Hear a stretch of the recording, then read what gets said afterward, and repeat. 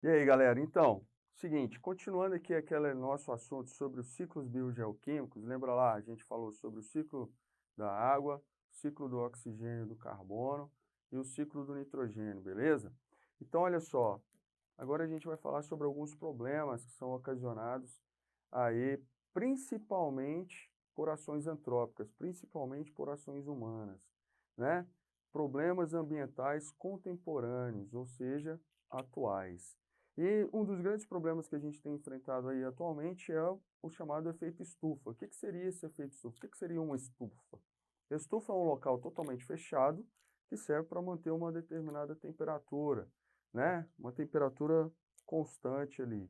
Só que o que tem acontecido ultimamente? O efeito estufa, pessoal, ele é uma camada de gás. Então perceba aqui o seguinte, você tem aqui o planeta Terra, né? O planeta da qual a gente vive. Esse planeta, lembra que a biosfera era dividida em três partes. Dividida em atmosfera, que é a camada gasosa, hidrosfera, que é a camada líquida, e litosfera, que é a camada sólida, tá? Que é o solo aí. A camada gasosa, a atmosfera, ela é uma camada constituída por gases e essa atmosfera ela tem suas subdivisões, que a gente não vai entrar nesse quesito nesse momento.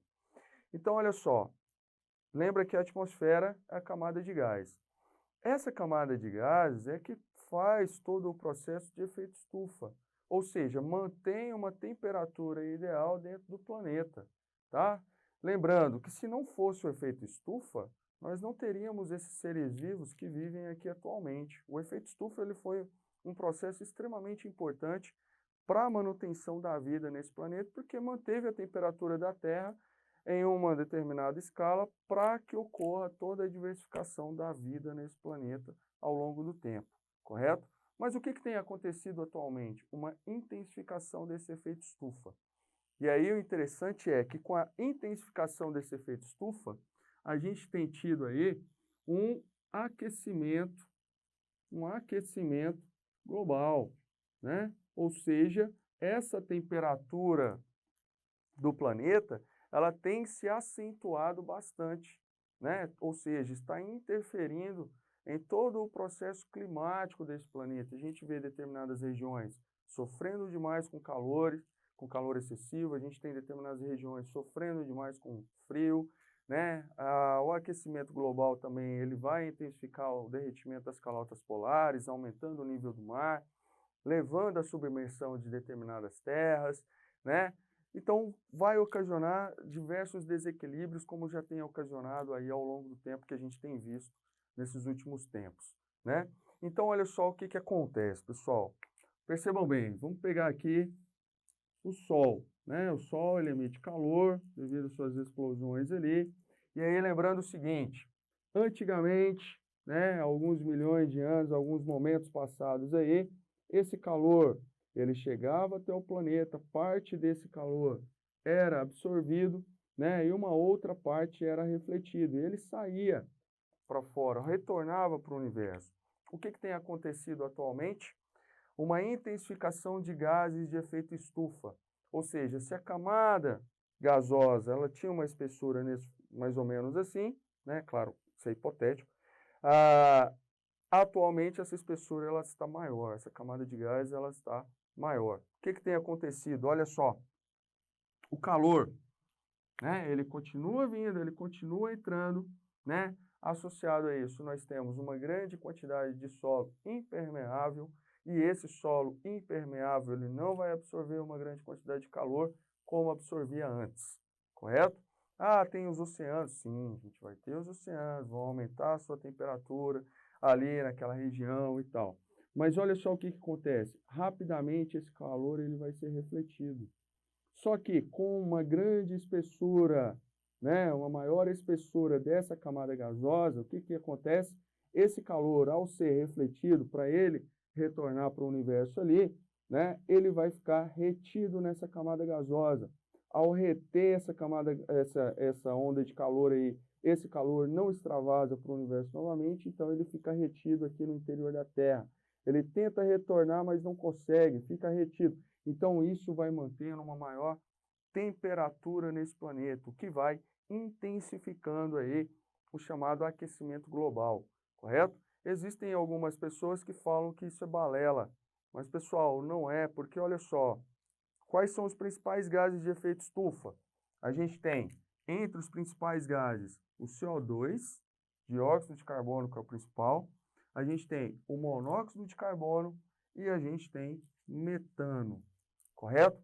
E aí, olha só, dióxido de carbono, a gente viu lá anteriormente, né, no ciclo biogeoquímico, no ciclo do carbono lá principalmente, o dióxido de carbono ele é liberado na nossa expiração, ou seja, no processo respiratório.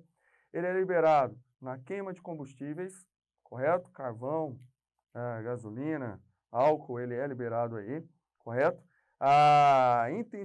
Intensificadamente na queima de combustível fóssil, né? Além disso, na combustão a gente libera monóxido de carbono também, na combustão de combustíveis fósseis também há liberação de monóxido de carbono, correto?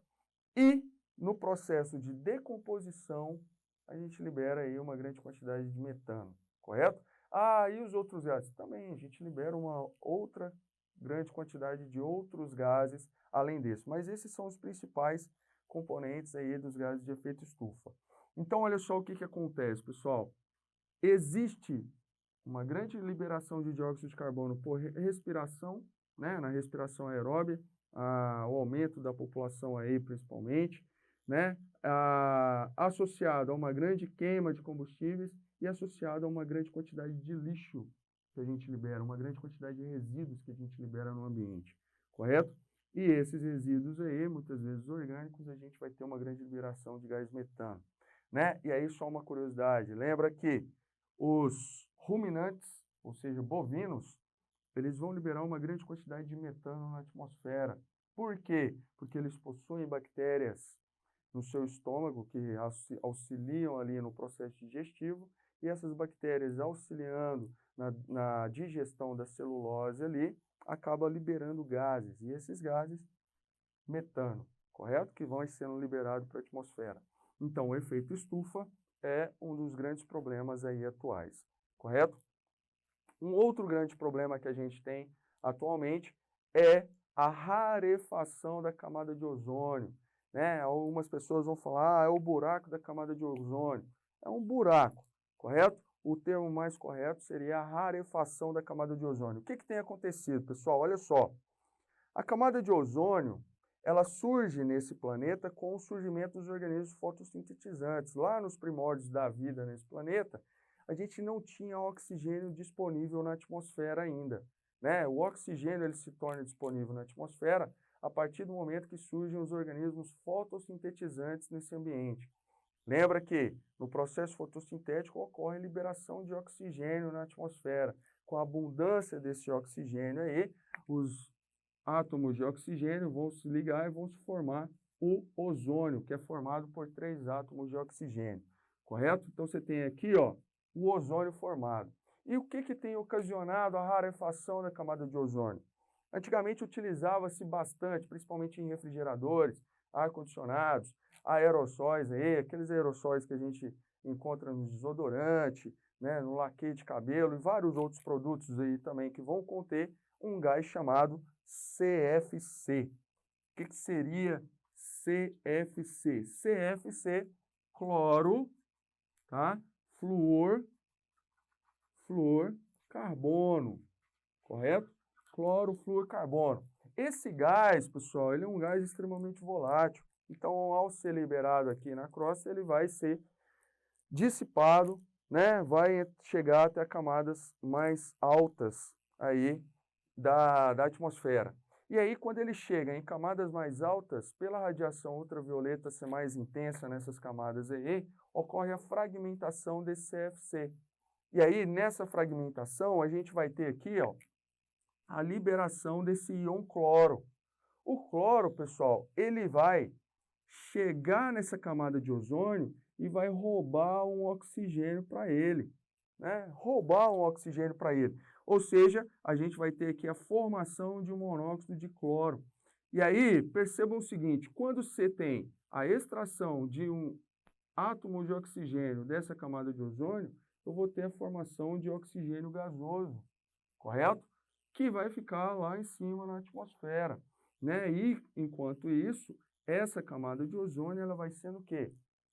Degradada, ela vai se tornando rarefeita, correto? O que seria aí mais ou menos esse buraco? Seria mais ou menos como se a gente estivesse cavando realmente a camada de ozônio, tá? Em decorrência, principalmente, da liberação desse gás CFC aqui. Então, se a camada de ozônio ela tivesse uma espessura mais ou menos assim, né, com a grande liberação de CFCs aí na atmosfera, ela vem se tornando mais delgada. O que proporciona isso?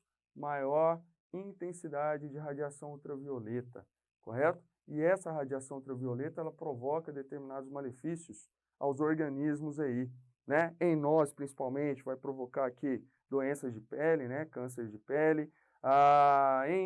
Nos outros indivíduos, a gente tem plantas que não vão conseguir sobreviver com essa enorme radiação ultravioleta, então vai prejudicar, claro, a produção de alimento, né? Dentro dos ambientes. A gente vai ter determinados outros organismos que também não vão conseguir sobreviver a essa radiação, né? Então, algumas extinções vão acontecer absurdamente, como já tem acontecido, né? Diversas espécies aí têm se tornado extintas, principalmente em decorrência do aquecimento global, né? Existem determinados organismos que têm sentido bastante essa alteração de temperatura no ambiente terrestre e também devido à intensificação da radiação ultravioleta no ambiente terrestre.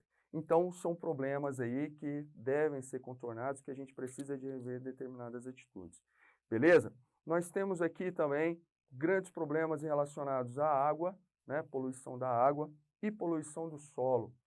Poluição da água, pessoal, a gente pode citar aqui como processo de poluição da água, olha só, agrotóxicos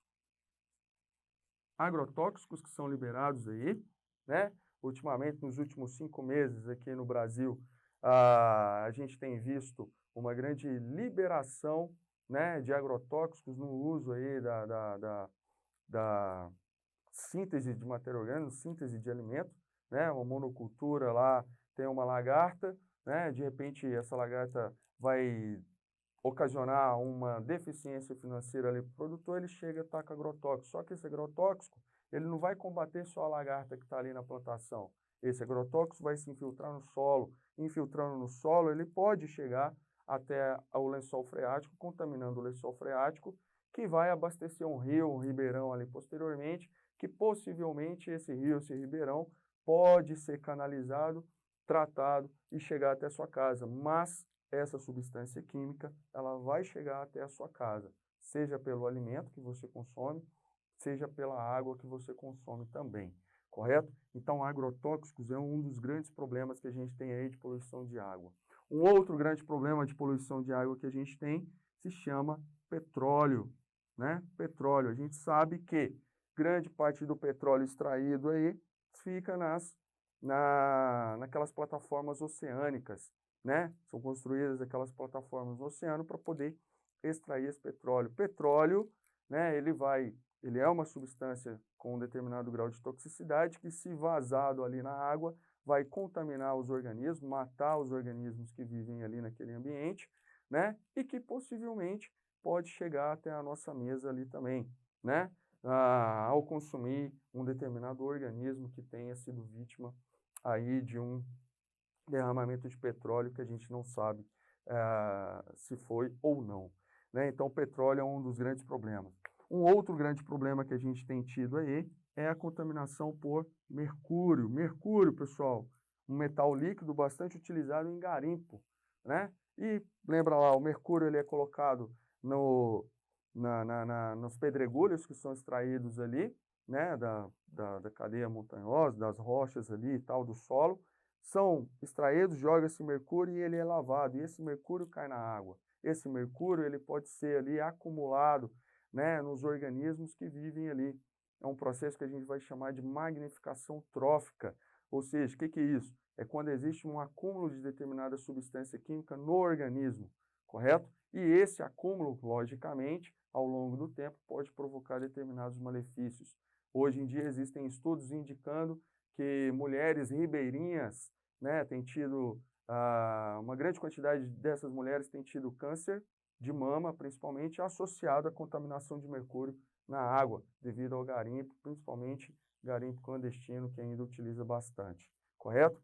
Então, associados à água, a gente tem isso daí. E associados ao solo, pessoal, a gente tem aqui os agrotóxicos também, mas a gente tem também, associado ao solo, o destino de resíduos sólidos. Resíduos sólidos. O que seriam esses resíduos sólidos? Lixo, né? Tudo quanto é tipo de lixo que a gente libera no ambiente, correto? Então, percebam o seguinte,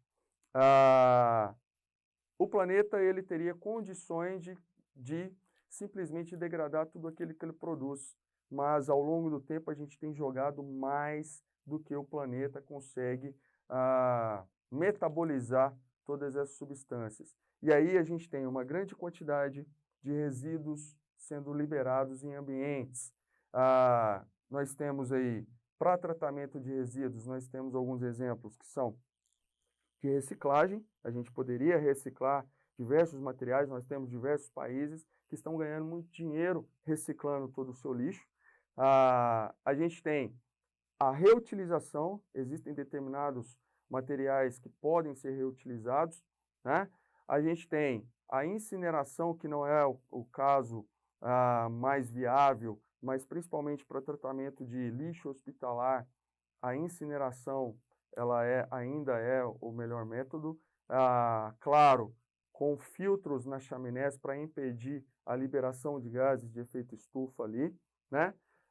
E também, para tratamento de resíduos, nós temos aí os aterros sanitários, né, que todas as cidades deveriam ter, mas grande parte dos municípios brasileiros ainda existe uma grande quantidade de lixões. O que seria esse aterro sanitário? O aterro sanitário, você cava um buraco, correto?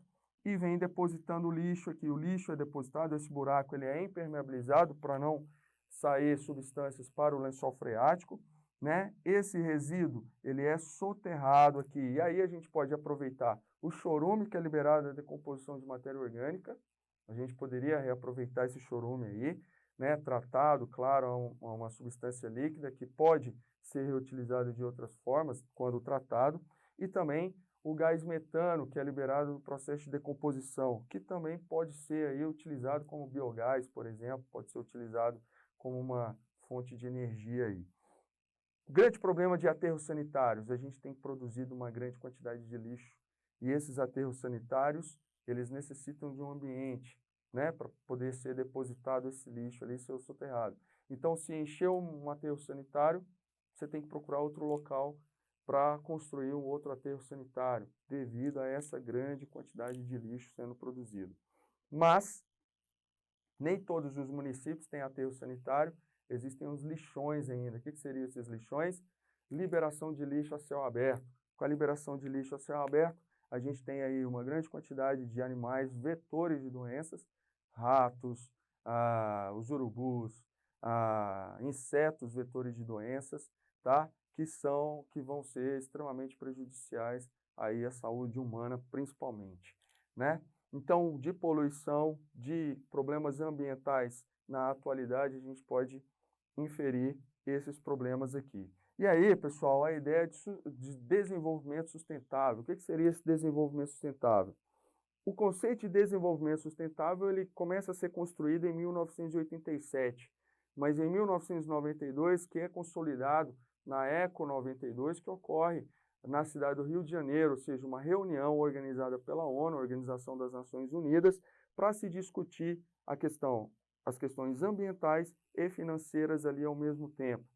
E surge a ideia do desenvolvimento sustentável, que resumidamente o conceito se dá da seguinte forma, que é que os países eles deveriam produzir, poderiam crescer economicamente, porém preservando recursos para as próximas gerações, correto? Isso lá em 1992, correto? Que se consolida totalmente em 1997, lá no Protocolo de Kyoto.